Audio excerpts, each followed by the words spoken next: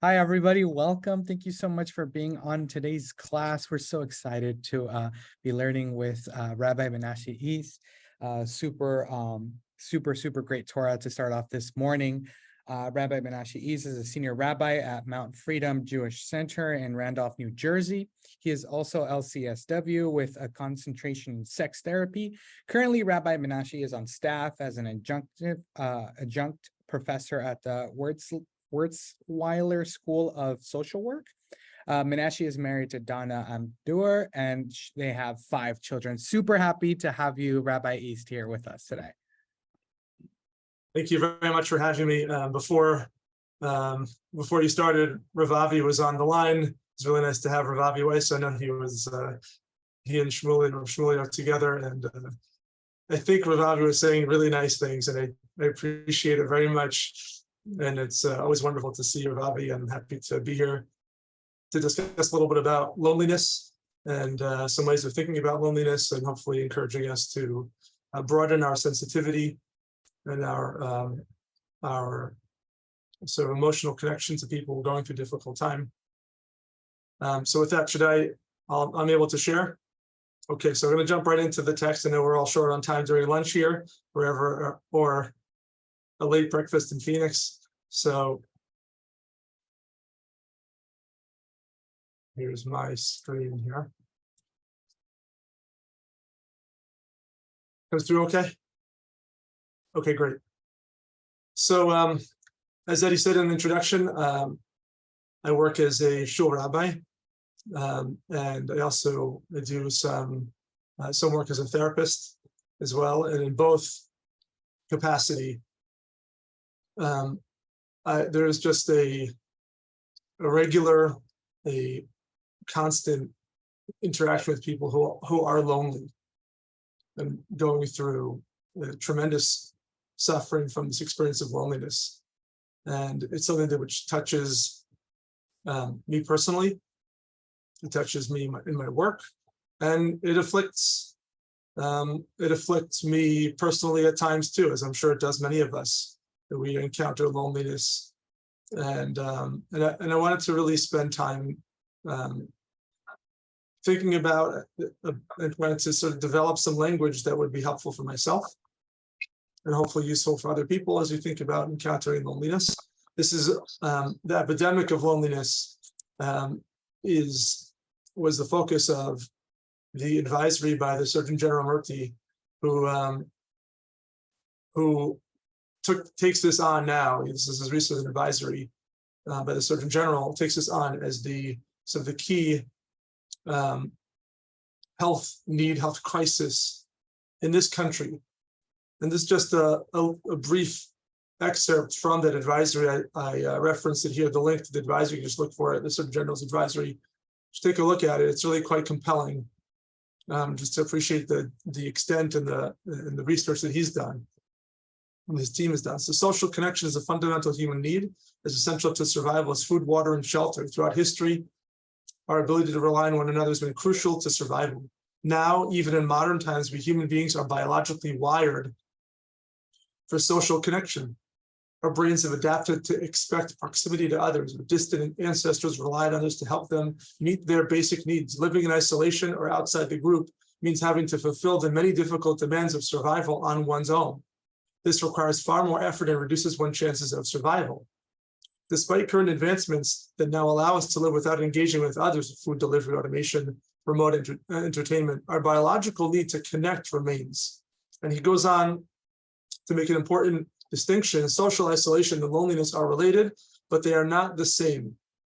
Social isolation is objectively having few social relationships, social roles, group memberships, and infrequent social interaction. On the other hand, loneliness is a subjective internal state.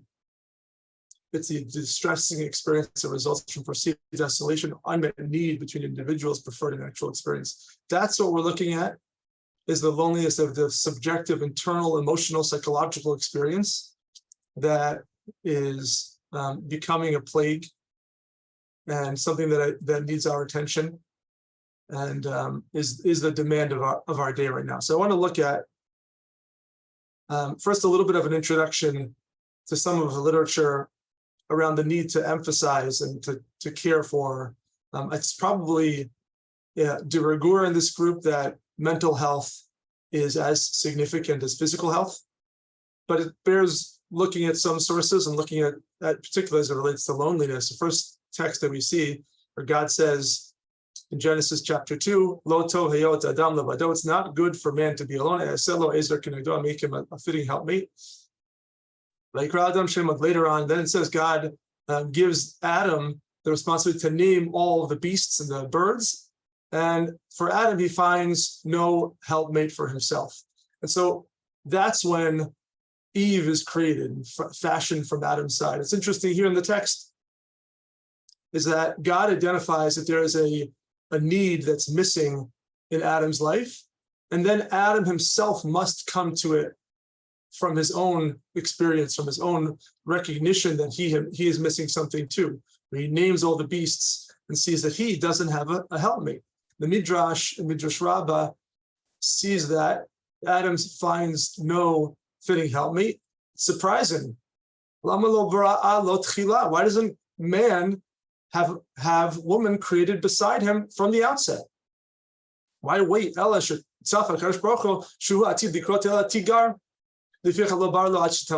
the answer can leave us feeling a bit wanting, because he knew that in the future that there was going to be this crisis in the garden, that Eve was going to give the fruit and he was going to have someone to blame. So if Adam didn't ask for her, there would be this the claim that you brought this to me of your own free will, God. You saw it wasn't good and you made woman for me, and look what happened. It was a crisis and you're to blame, and the casting out of Eden is your fault. It's not, I shouldn't be blamed for it. So Adam has to ask for it. That's not really what I want to focus on. The question that the Midrash says is, why doesn't man and woman, why aren't they created one and the same simultaneously, or one right after the other? And so that to me is the key point, is that Adam recognizes it. There's a recognition that he's missing something. Only after God says so, that Adam recognizes and says, I in fact agree, I experienced this emotional need. So there's almost a existential reality, and then there's a human experience of that missing piece in his life. And that's when then God fills that need. So this is both this two-part experience in terms of loneliness. And just to look at some of the literature about mental health, you see a very famous text which many communities read on Friday nights. It comes from the second chapter of Shabbat. It's Bameh Madlikin, and the Mishnah in chapter 2, verse number 5, Mishnah number 5 says, if you extinguish a candle because of a person who is afraid of non-Jewish people in his community, because of listim, because of thieves, this is a danger. Ruach Ra is the language that's particularly important, because there's an evil spirit. Right? If a person needs to extinguish for that, patur, it says exempt, and that exemption in a lot of places in the laws of Shabbat is exempt, but forbidden. In this context, it's not, it's exempt and necessary. It's an exception to that language, the legalistic language. It's patur and exemption, and is a demand, is a requirement. So a person who suffers from ruach ra, this experience of an evil spirit, something overcomes him, that is necessary, is not a violation of Shabbat. What is Ruach Ra? Maimonides defines that as Ruach Ra korin l'chol minei choli hanikra ba'aravi. He says this is like the evil spirit that's described in Arabic as malkonia, which sounds like, I assume, melancholy. Yesh min min hacholi haniskar sheyivrach hacholi v'yibada min hateva. There are types of illnesses where a person runs out of illness, separates himself from teva enoshi. Hamamutza, he separates himself from natural human experience. When he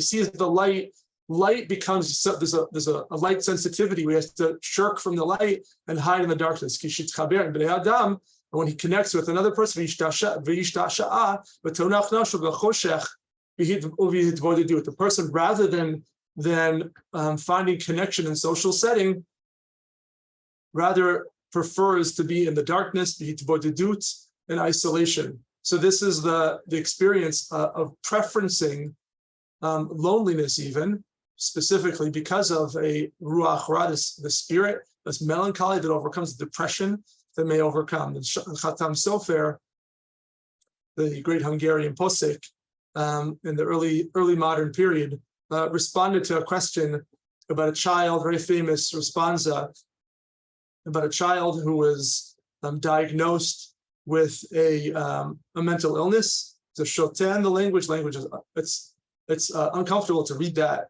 with the modern Hebrew tongue.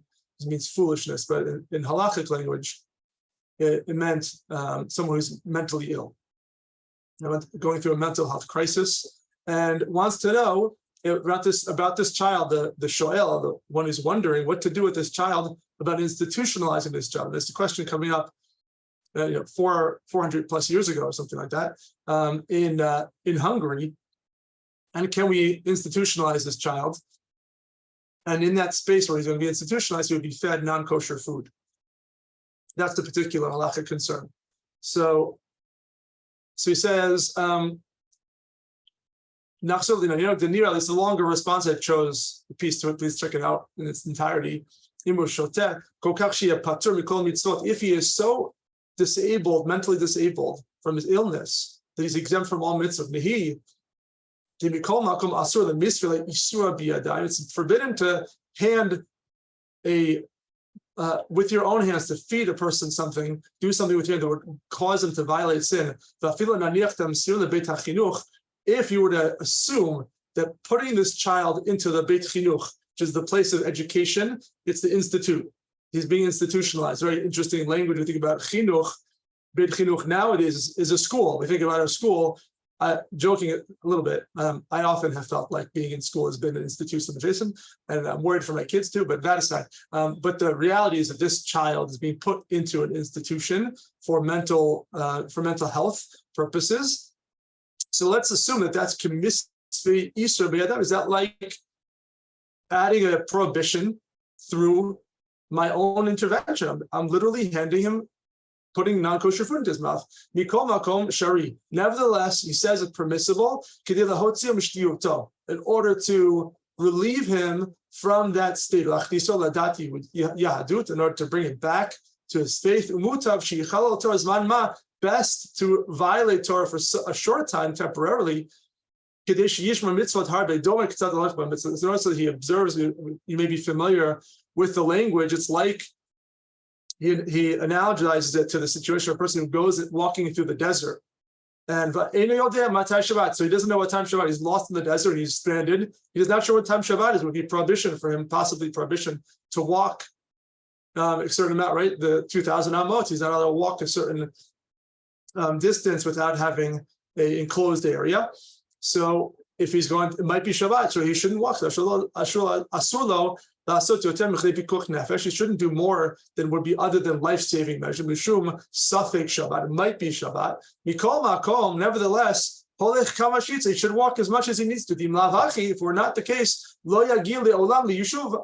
He would never arrive to the desert, in habitation. He would never arrive to a place of residence. Check it out over there. He says it's a citation from elsewhere. Hachanami, here too, in the case of the child who's being institutionalized, if I don't feed him now things, even if they're prohibited, he'll never recover and never be in the state of optimal performance of Torah obligation. And that's what's driving the Chatam Sofer, saying, let's get this child back to optimal performance.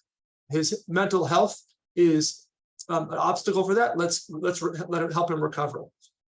In modern responsa, Rav Asher Weiss, in his Minchat Asher's responsa, Minchat, beautiful responses, he cites the Chatam Sofer dealing with a concern about a student who is suffering from OCD, obsessive compulsive disorder, has to do certain activities over and over until he feels like they're perfectly done, even if they would be otherwise seem to me and to you that it would be appropriate and acceptable and correct. He's compelled to do it over and over. So what to do for that child? And here the student, and here the responsa is, for the most part, this student is unable to say a bracha, couldn't say the Shema according to halach with the right intent. Sometimes he would miss the time frame that Shema would have to be saying. Sometimes spends a lot of time trying to say God's name properly to no avail. experiences great anguish because of it. According to the doctors, the treatment is to never go back to repeat prayers. So the medical community say, don't repeat the prayers. Even if he feels he says the prayer improperly, he should not make another attempt. Shouldn't try again. And this, where the doctors hope to save him from his distress, stopping him, intervening from the compulsion to run out of control, is perhaps the way to solve this malady. And so that's the question posed to Rabbi Asher Weiss. The halacha is that the person's first obligation to do whatever is required to find healing from this illness. Step one, it is even permitted for him to bypass and not to do the mitzvot in the Torah.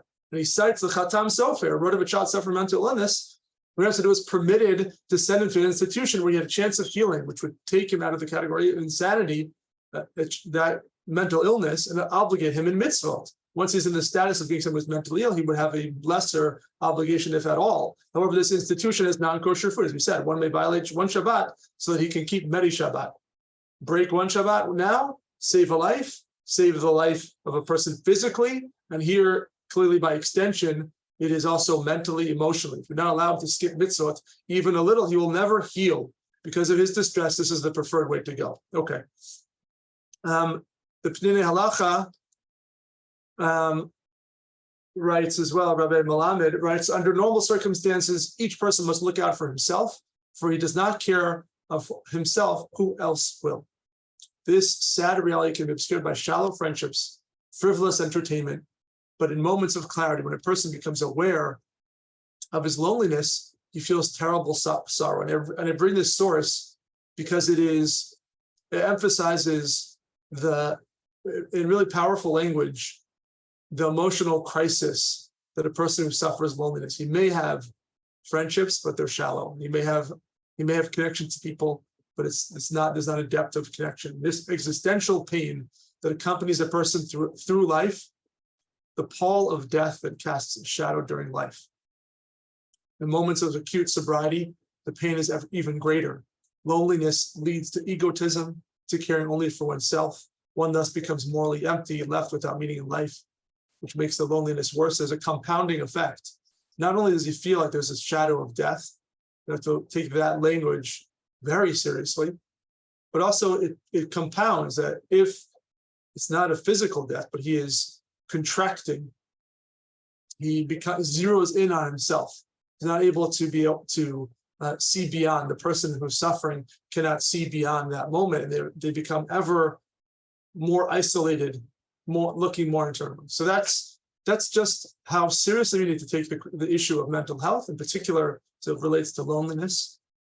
And I want to think about, I just didn't see a lot of material about how to sort of frame concern for us for this afternoon, around the issue of loneliness. How do we define it? How do we categorize it? And I looked at 3 different models just to suggest, I would want to hear afterward or another time your thoughts as to how you would categorize loneliness and the issue of loneliness, and how is it generally just illness, and is there specific language, and particularly because it's the crisis of the day, as I said it from the outset. Maybe we need a little bit more specific language to zero in on how do we view the crisis, and how do we become agents for change and support in this situation. So I looked at 3 different ideas, models. I'm going to move through quickly. So I apologize if I'm moving too fast. I don't know if Eddie, if you want to share my material later at some point, you're welcome to it. I'll make it available. The first one is a type of isolation. It's an exilic experience that the ger, the yatom, the almanah, the convert or the stranger, probably more accurate, the stranger, rather than the sort of post-biblical reading, turns that ger into a convert, because it's not exactly what the ger was in biblical language. That was a person who was not a citizen. The orphan, the widower, people who are going through this sense of isolation, those are people who feel they're irrelevant. They become sort of on the outskirts of society. And that's one way to think about loneliness, that they feel this deep isolation. And our tradition has a tremendous amount to say about how we relate to the Geria Talmud Almana, to those who are the stranger, the widow, and the orphan. I want to look at the first sort of maybe a source we don't particularly think about too much as a source of someone who goes through loneliness. But God says to Abram, the very outset of the Jewish journey into ethical monotheism, is Lech go from your land, from your birthplace, from your father's house, to the land that I will show you, to the unknown. Abraham, begins this journey into the unknown, he is going to encounter this deep sense of loneliness. For Chazal, for the rabbis, this is one of the great tests of Abraham. It's this going into the unknown, of losing everything that's familiar. The language, if you're sensitive to the language, and I'm not sure if Rav Avi's still listening, but a lot of this was influenced by his teaching, was that the language, of course, at the chapter 12 and chapter 22, which is the story of the binding of Isaac, are in many ways parallel.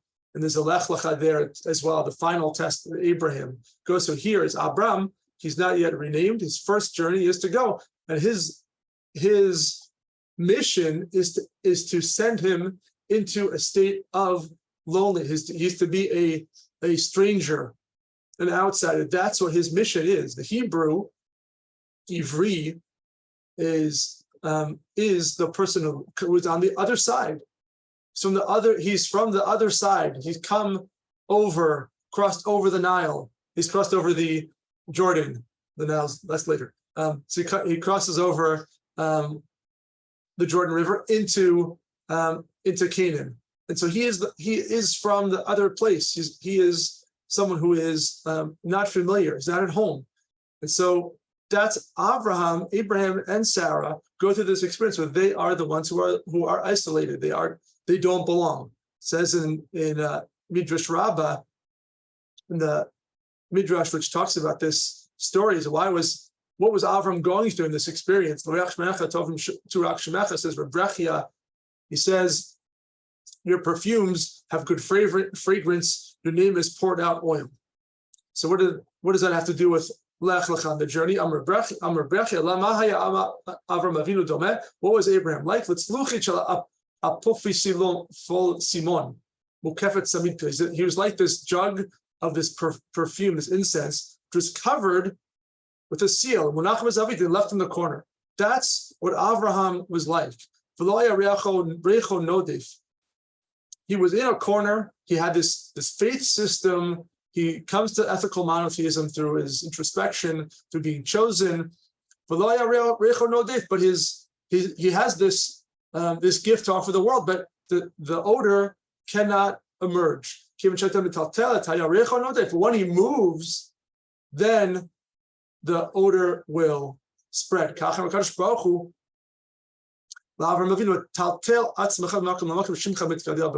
from place to place. Your name will go Avram. That's what I'm telling you to go.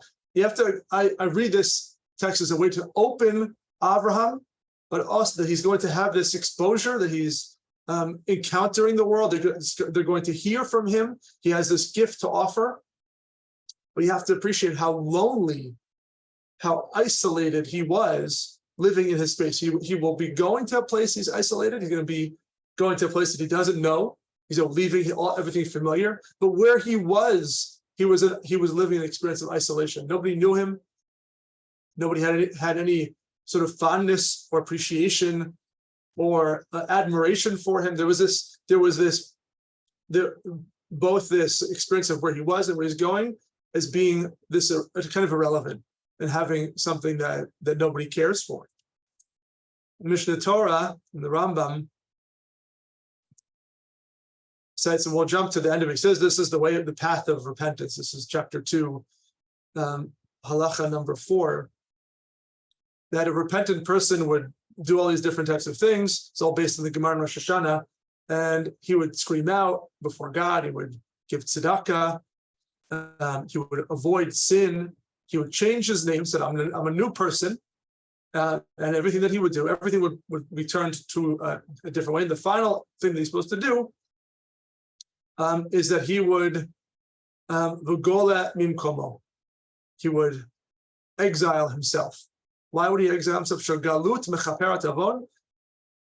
Self-exile brings about atonement of sin. Because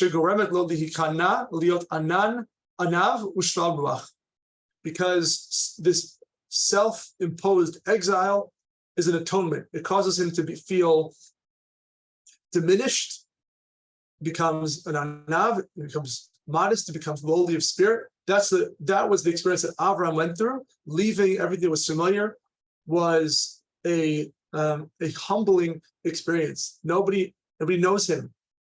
This is an experience of complete unknown, and that is that will ultimately sort of change us. It'll wake us up into reality. We get into the Elul time. Here we're starting to think about how do we wake up, rise from the slumber. So some things that we do this is an example of the self-imposed exile. We don't belong. So the lonely person feels they don't belong. That sense of loneliness, that they don't belong, is a crushing experience. Here it's suggested that it has there's a repentant value. It can change the sinner into a saint in a way, but it also has this experience where emotionally can be really painful, and it is a belittling and humbling. The Ramban on Lech Lecha, we look at that story as being, I'm trying to challenge the narrative of Avram going this journey, just cited by the Rashi as Lahana Atchala Tovatcha. You're going to go on this journey for yourself. Lech Lecha, the double language, go for you. It's going to be for your good, for your benefit. It's all blessing and become a nation. You're going to have children. Here you can't have kids in the diaspora, but go to Canaan, you're going to be able to have children. All these things are supposed to happen to you. Rashi says that.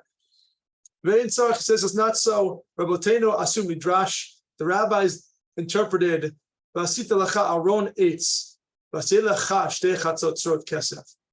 The language in those texts is make for yourself an Aron, make for yourself Chatzotzrot Kesef, the trumpets of silver. Ba'avor she'enam alecha shelo. The work that they're going to do, that Moshe was being told to do, was to make the ark, was to make for yourself the trumpets of silver. That was aseh lecha, make it for yourself, because it's not yours. It's a compensation for the fact that it's not your experience. The ark and the trumpets are going to be for God. And now apply that to Avram. Avram, lech lecha, go. It's not for you. Even when you go, your experience is not for you. The thing that you think you're doing, which is going to be ultimately personal, it's going to be illuminating, enlightening, self-growth, all that the Midrash talks about, this experience of becoming more of you, of this life-changing moment. It's not for you even. So we just to deepen with the Ramban, Nachmanides, and how he understands that this is going to not necessarily this isn't about making you, Avraham, greater. This is going to be about something bigger than you. And that feeling that you don't matter in this process is emotionally painful. Of course, the famous example of Ruth, where she is the other sort of the heroine of leaving familiarity, her own home, and going into the unknown. And she here meets Boaz on his field, and she comes from the land of Moab. She goes back to Israel and the lands of Judah, and she's with her family, with Boaz. And she says, "Why have you taken favor of me? Lahakireni, to recognize, Vanochi Nochi, it's a beautiful language. You recognize me, however, I'm a stranger. So why do you even bother to pay me any mind?" Right? So Boaz responds, I know, we know you have a reputation. That's one part of it. But the other piece, you've left your father and your mother in the land of your birth. You left them and you came to a people you don't know. You hadn't known a day before. So here, Boaz reacts to Ruth, to her need for support, because he recognizes how how isolated she must feel. And so we have this language in our tradition about the isolated one, the person who is feeling left out, and what that demands of me. What is the sort of the empathic response here? It's that Boaz recognizes that Ruth is like Abraham and Sarah. They left familiarity, they left parents, they left birthplace to go to a place that was unknown, and he gives them the same. So how much must that then shape our relationship to them? In legal text in the Torah, it says, I'm going to try to move even faster because I'm going to be sensitive to your time. You shall celebrate in your holiday.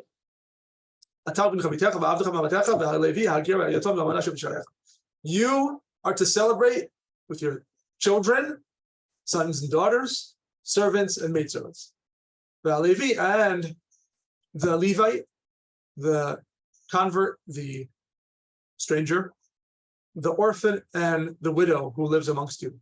In the Midrash Tanchuma, there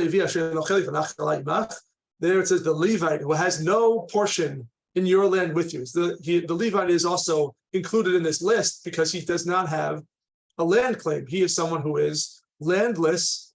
What is an exiled person but a person who is landless? So the Levite is the embodiment of landlessness. His land is God, right? And so much of diaspora experience has been that the awareness of the thought, or hopeful that the thought that we are, though without land, we still have our connections. There's almost a Levitization of the entirety of the Jewish people in terms of connecting to God as our land, no matter where we found ourselves, even outside the land. But the Levite in Israel, in ancient Israel, was landless, so he was therefore vulnerable and linked to the ger, the convert, the stranger, and the orphan, and the widow. So Rabbi Yehuda Bar Simon says, God says, if you have 4 children who are in your home, your son and daughter, maidservant and servant, you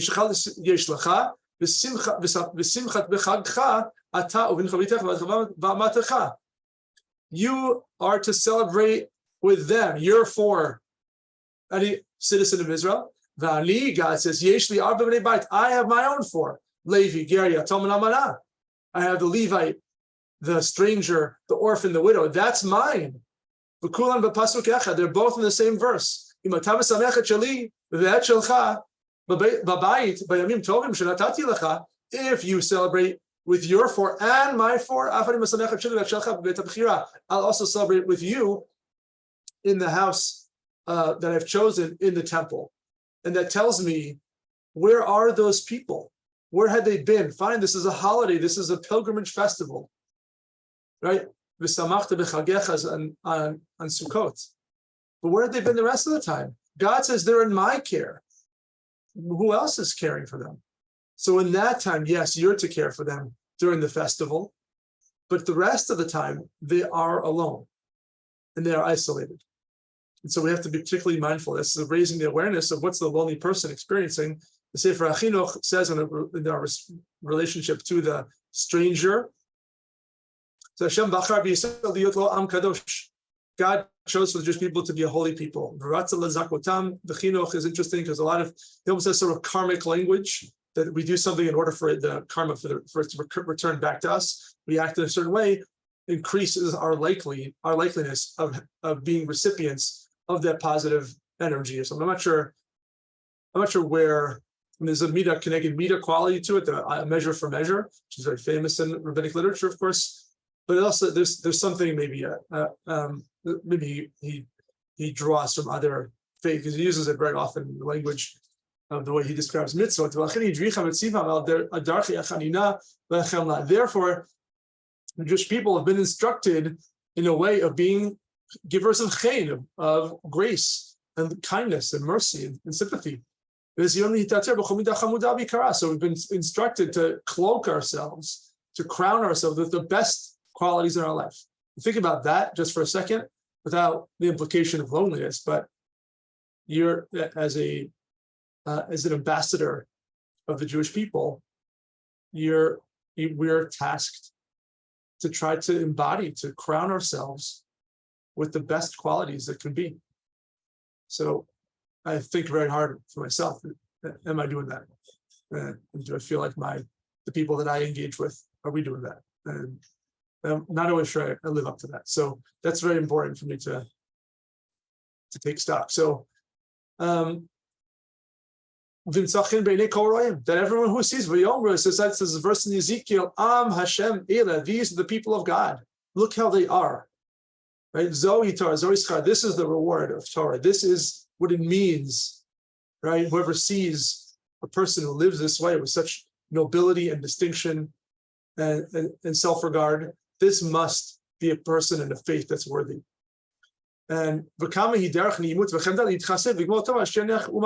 similar language, what level of kindness and grace and love and care for those who've left their people, right?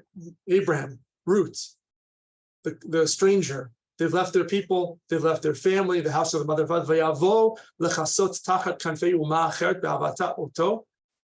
right? That they have come to find shelter under the wings of a different people because of their love for it. Because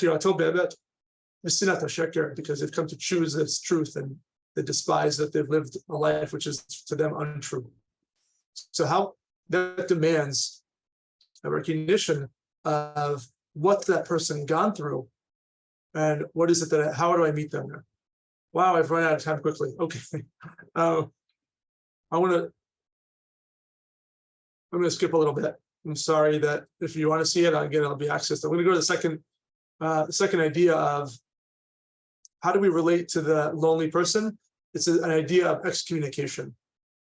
They're not just out, they're not isolated and vulnerable in society.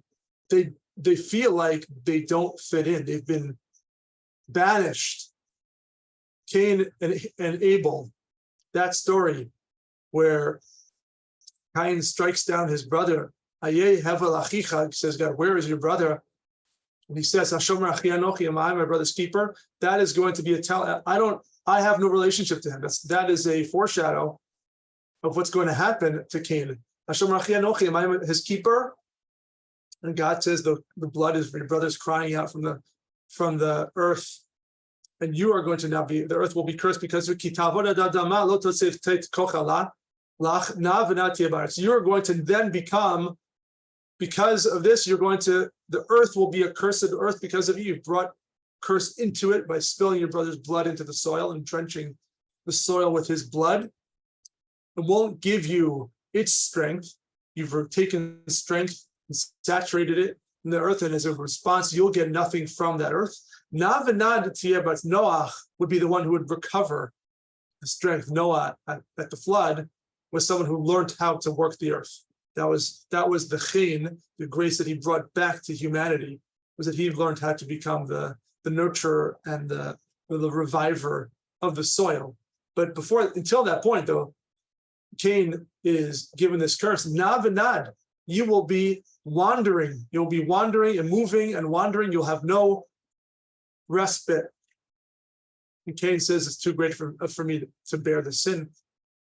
That's the excommunication where God expels Cain for his sin, for murder.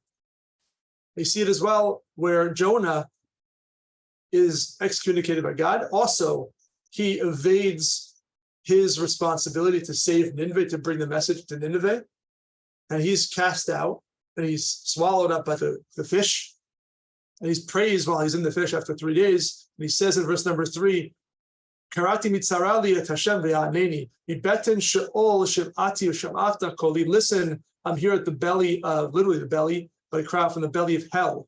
Feels like he's been bilvav yamim. You cast me into the depths. You cast me. I have been cast out by you. And that's the experience of the person who feels alone, feels this terrible loneliness, is that I have been cast out, that God sends me away. I say, Nigrashti meneged einecha. I was driven out. Garush. Right? I go through this divorce process, that I've been torn from you, meneged einecha, from your God. So that's the feeling of being lost. At Sarua, the person who is goes through the leprosy, the skin lesions. Leprosy is not inaccurate. So the Sarua, person who goes through skin lesions, who has this very strange ailment. So when he goes through this ailment, he's supposed to say he is begadav yufrumim v'rosho yeh parua al safam yate v'tameh tameh yikra. That person who goes through this ailment, the skin ailment, tears his clothes, leaves his hair uncovered and wild, right? And he covers up his upper lip, right? And he calls out, Tameh, Tameh, I am impure, I'm impure, right? And all the days of his impurity, Tamehu, he is ritually impure. Badad Yeshiv, he sits alone, outside the camp. This is, we'll get into what some of the rabbinic idea of the person who suffers from this ailment, but his experience becomes a model of the mourning process. That he leaves his hair uncovered, he tears his clothes, sits low outside, isolated, right? And so this person, the Tsarua, is grieving. He's grieving, going through the mourning process, is an avel for himself, right? He's mourning for himself, for his own loss, what's happened to him. And you understand, the rabbis looked at this text and said, what brought about this physical state for the Tsarua, the person who has this skin condition, and they linked it to Lashon Hara, to evil speech, to gossip, to slander. So there's a person who brings about this castigation to be sent out from the community. Doesn't belong, because he himself has made himself a social outcast. He's spoken in this way, and he is now grieving and mourning for himself. And not only that, it compounds, says the Rashi, cites this is a citation from the Talmud or from the Midrash Halacha, Mashmiya Shuhu Tameh. Why does he say Tameh Tameh? Why does he declare, I'm impure? So that people will hear it, and they'll separate from him. Not only is he being punished, he also has to increase it for himself and get people to abandon him, leave him. And says this person who goes through this excommunicative process cites the Rambam in the laws of Talmud Torah. What is a person who goes through nidor, who is excommunicated? A person who goes through excommunication cannot clothe, cannot shave, cannot bathe his clothing, wash his clothes. He's like a mourner all the days that he's in excommunication. If you don't break bread with him, so you have to make the blessing with him. So it doesn't include is that communal experience is off limits for him. He's not considered part of the 10 to make him minyan. You don't even sit near him. He is set apart from the rest of the community. That's this person who goes through excommunication is the living dead. That's this process. The person is grieving for themselves. He's in the belly of the whale, right? And he's forced to wander, overcoming some sort of crisis in their life. And that's the lonely person may experience a loneliness that I deserve, that they feel that I had this coming to me. I've done something socially in my life. I've done something in my interaction with people that I don't deserve the connection and the accommodation and people around me and family and love and all of that. It's not for me. It's not allowed me. And so that's something to be sensitive of as well. Another way to think about the person who goes through this loneliness. The verse that comes to mind here is a verse we're going to start. It's going to be the liturgy of the season, the mantra of the season. My mother and my father, they've abandoned me. There's a sense of this abandonment. God gathers me in. That's the redemptive expression. But there is it's the most complicated, difficult verse, probably in the entire Bible. My mother and my father have abandoned me. I mean, that's the extreme, the person who goes to this extreme of loneliness, as it happens in chapter 27 of the Psalms.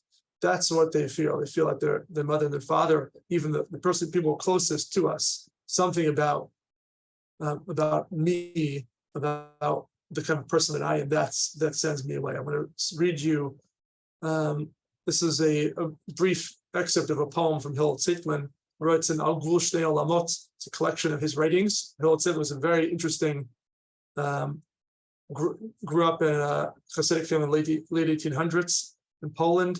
Was from the Chabad community. Went to the Breslov community. Was sort of lost his way a little bit, and was a brilliant scholar. And he went into philosophy and he became a journalist and a poet. And he kind of, and then he found his way back and became a neo-Hasid. He's not read so much, but he should be rediscovered in some way. So here's my part to that. But here was a poem that he wrote, Hamiyat HaNefesh, the longing of the soul. Imri nafshi, my soul speaks out to God. Halo bitchani, bat melech. I am your daughter, the daughter of a king. Lama garashtani michatzer hamalchut. Why have you cast me out from the court of the king? Laket basadeh, to gather scraps from the field, lakish teref b'zeat apayim, to find nourishment from the sweat of my brow. And that's the question the lonely person asks as well. Is this, I've been cast out and I'm completely alone. And in some way, that makes the recovery that much more complicated, because I've done something in some way to deserve this. And I have to undo this process of feeling isolated and kicked out. The last model which I want to look at is the model of victimization.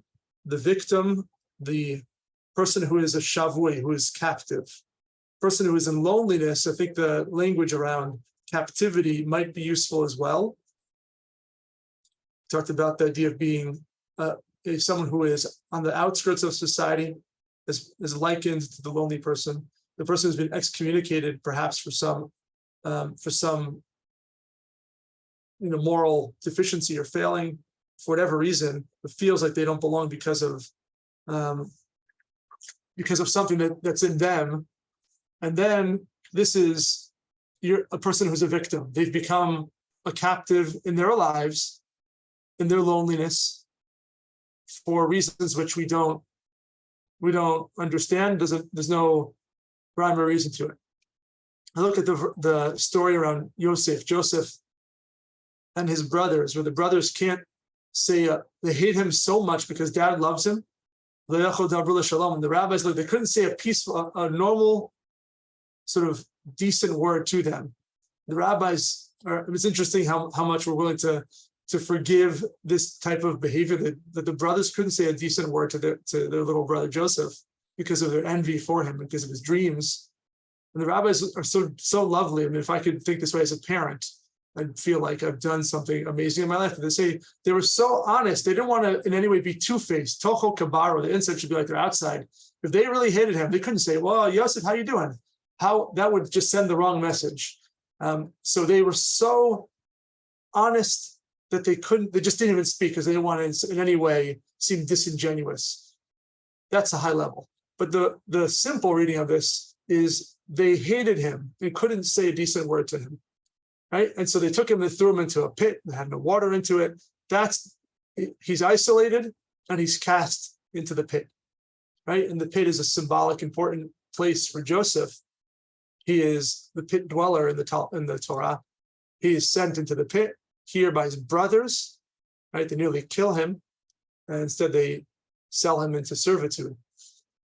And as he's suffering in jail, when he's in Egypt, he tells the butler to do him a good deed. Show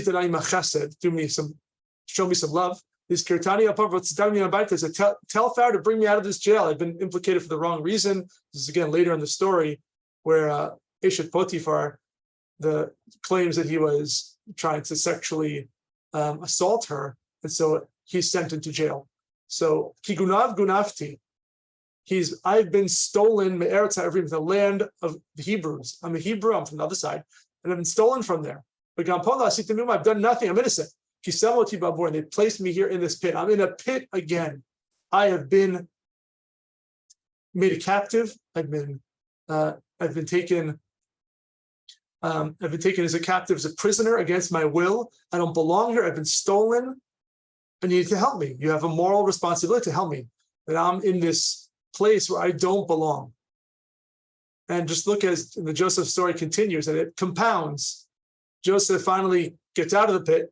He becomes the viceroy in Egypt, and he marries Osnat but Potiphar, and they have two children, Menashe, my namesake.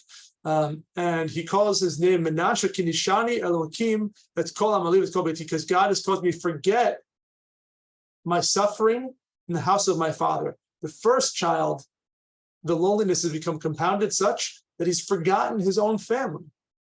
He looks back there and it's gone.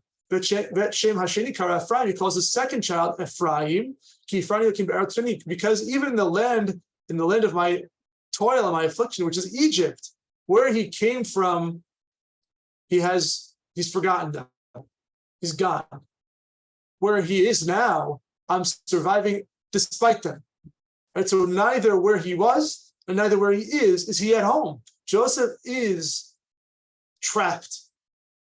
Even, and this is why it's so relevant for the modern experience, because you could have everything and still be stuck and still feel like you're trapped in the malaise of loneliness. That's what Joseph feels. Where he was, he's gone from there, he's surviving, but he's forgotten it. He had to forget them. But even where he is now, he also doesn't belong. And it continues when Joseph meets the brothers.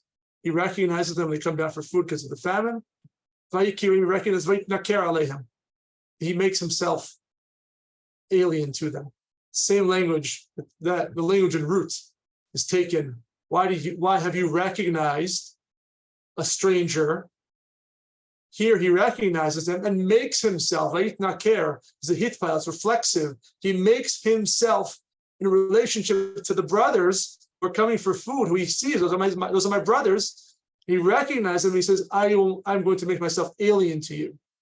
And he speaks with them with heart. He doesn't belong with them. He is trapped in himself. Here's the moment to reveal who he is.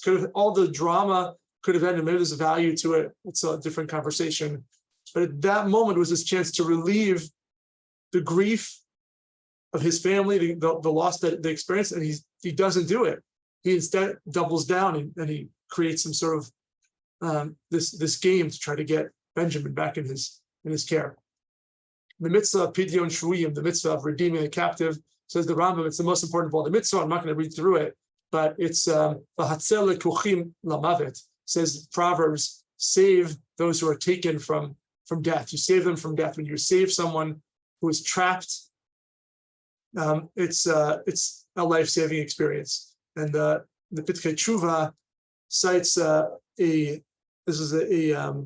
responsa, collection of responsa in the Shulchan Aruch, and he cites on the topic of Pidyon Shvuyim, the redeeming of the captive, he cites this question by the Yad Eliyahu, who says, if a person is obligated to put themselves into sakanat nefashot, do I have to endanger my life, for potentially endanger my life, in order to help someone else, but specifically with regard to Pidyon Shvuyim, to redeeming the captive? Kedei lahatzil chavero bevadai, o eno mechuyav. Now I'm going to save him. So do I put myself, or am I not obligated to do that? Am I obligated to potentially endanger myself? If I'm not obligated, am I allowed to? Can I do it because I have this love of my friend? It's this generosity of spirit. So I want to put myself in a position. Well, I'm not allowed to endanger my own life. My life comes first. So how can I can't put my life comes first. So I'm not supposed to put myself in danger of someone else. The Beit Yosef responds, the Beit Yosef answers, citing the position of the Hagot Mamaniot, you do have to endanger yourself, some danger, because this is a suffix. What may happen to me when I try to help someone who's in danger is a potential, but with the person who's in captivity, that's certain. So when it comes to my potential harm and their inevitable, definite harm, that has to take priority, and I have to put myself in it. There are other caveats, and this is an abridgment, but that's a really important source. The topic of how far do I need to go to save someone in that state? Okay, there's too much here for me to look at. Here's just some more text about some of the value, the spiritual value, what you can use with loneliness, dealing with the topic of if not for myself, who will be for me, says Hillel. You can understand where that might relate to the idea of loneliness. Rabbi Soloveitchik's idea of how loneliness presses him. I'll read this text in his Lonely Man of Faith. If you haven't read it, it's an absolutely fantastic read, very powerful in the first 2 chapters of Genesis.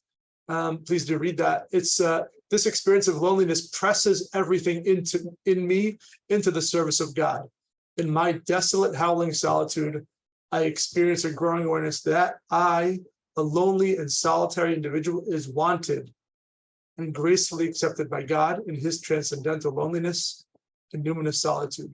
Even though I am so alone and so limited in who I am, God wants for me too. So it's a message to those in need of encouragement.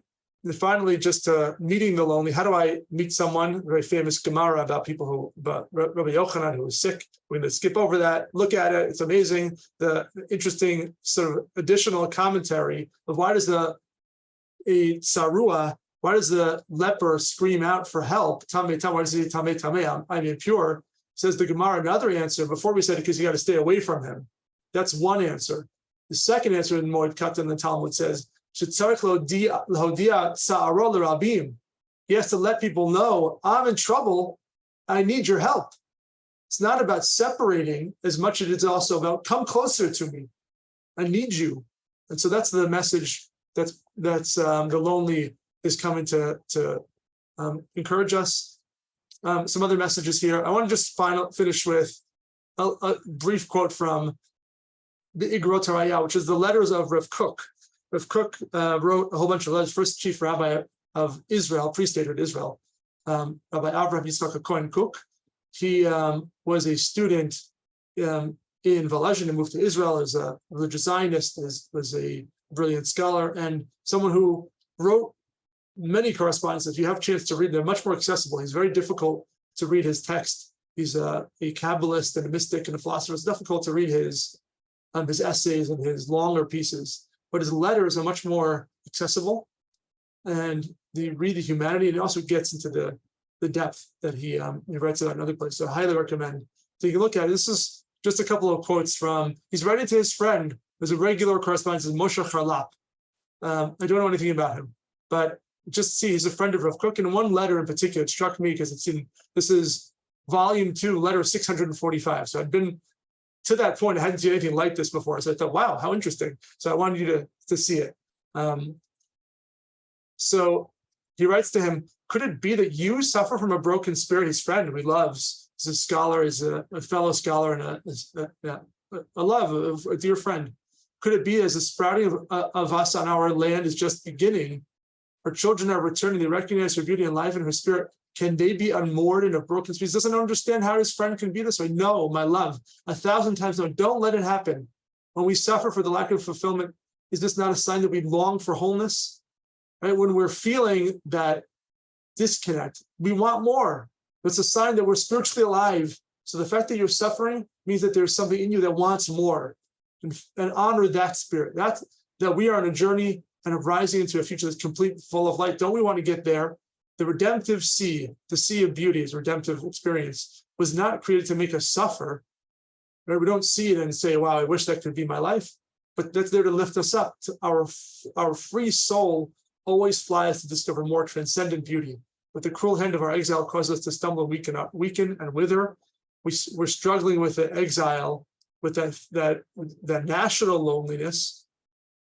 That's creating a lack in us, and he's calling for his friend to shake himself out of it, which is not easier said. This doesn't take into account the medical piece of it, but that he's trying to meet his friend experiencing this terrible suffering and loneliness and sort of this brokenheartedness.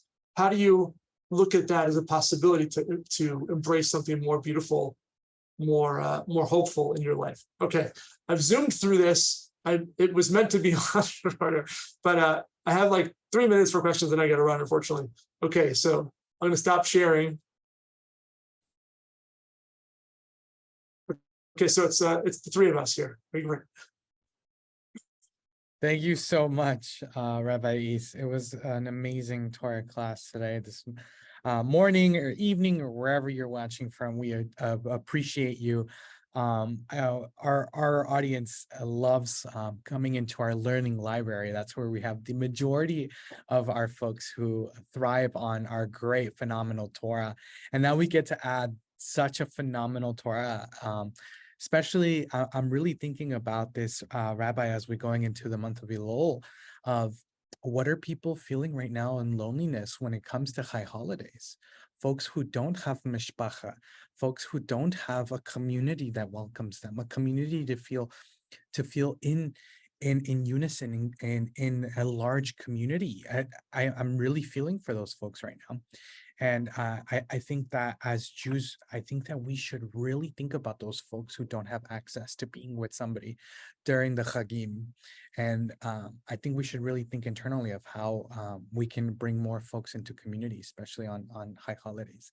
Thank you so much, Rabbi East. I appreciate you. Pleasure. All right. Thank you very much for the opportunity. Take care. Bye-bye. Bye-bye.